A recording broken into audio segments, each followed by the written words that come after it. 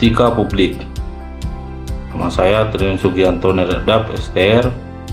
NIP saya 1994 11 01 2019 03 1010. Saya angkatan 43. Nama pengampu saya Ibu Yamnur Mahlia, SST MKes. Saya peserta Latsar CPNS 2021. Berikut mind mapping etika publik. Di sini saya menjabarkan definisi kode etik, bentuk kode etik dan implikasinya, lingkup etika publik, dan 15 nilai dasar etika publik berdasarkan Undang-Undang Nomor 5 Tahun 2014 Pasal 4 tentang aparatur sipil negara. Etika publik merupakan refleksi tentang standar atau norma yang menentukan baik atau buruk, benar atau salah perilaku, tindakan dan keputusan untuk mengarahkan kebijakan publik dalam rangka menjalankan tanggung jawab pelayanan publik.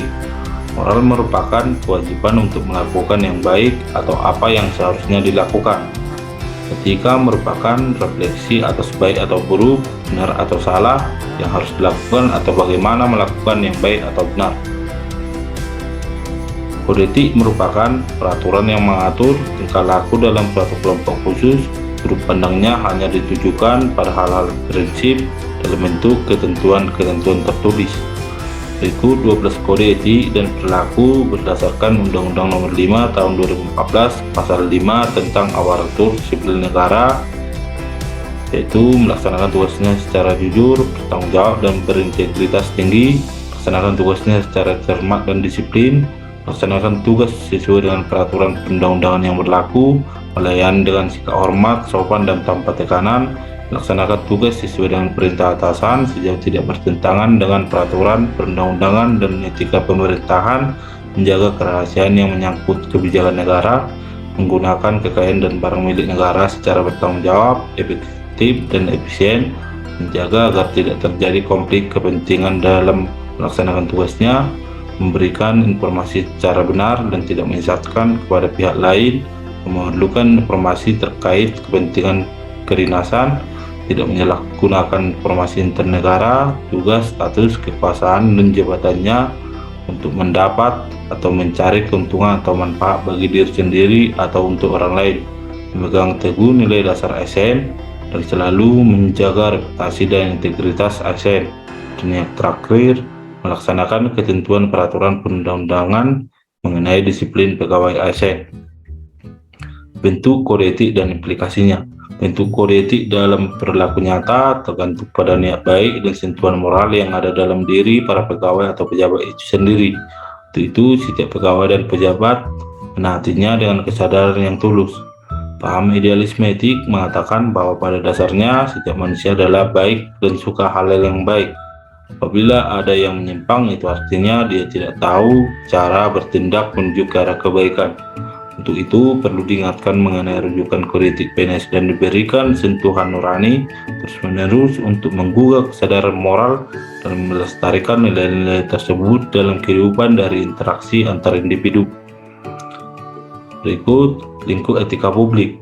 Dimensi etika publik ada 3, yaitu dimensi kualitas pelayanan publik, dimensi modalitas, dan dimensi tindakan integritas publik. Tuntutan etika publik dan kompetensi. Tanpa kompetensi etika, pejabat cenderung menjadi tidak peka, tidak peduli, dan diskriminatif, terutama pada masyarakat kalangan bawah. Fokus utama pelayanan publik yaitu pelayanan publik yang berkualitas dan relevan.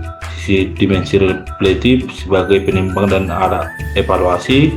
Modalitas etika yaitu jembatan antara norma moral dan tindakan faktual.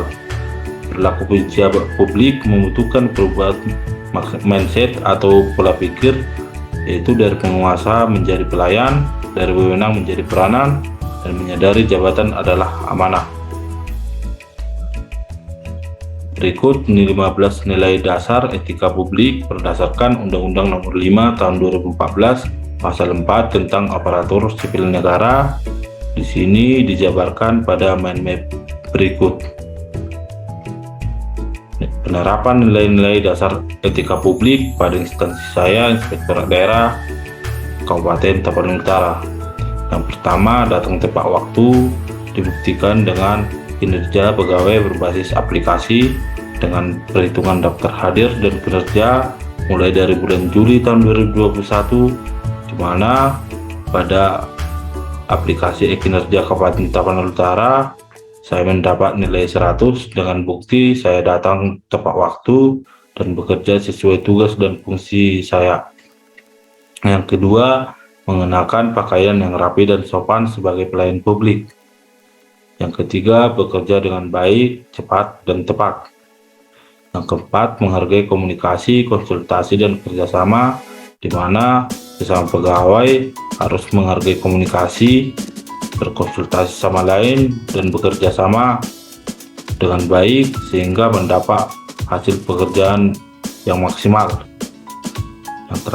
Yang kelima, tertib dan mau bermusyawarah, di mana ketika pimpinan memberikan wewenang kepada OBRIK, kita harus tertib dan mau mendengar sesuai dengan petunjuk pimpinan. Sekian penjabaran saya tentang etika publik dan penerapan nilai-nilai dasar etika publik pada instansi saya, Inspektorat Daerah Kabupaten Tapanuli Utara. Sekian dan terima kasih. Horas.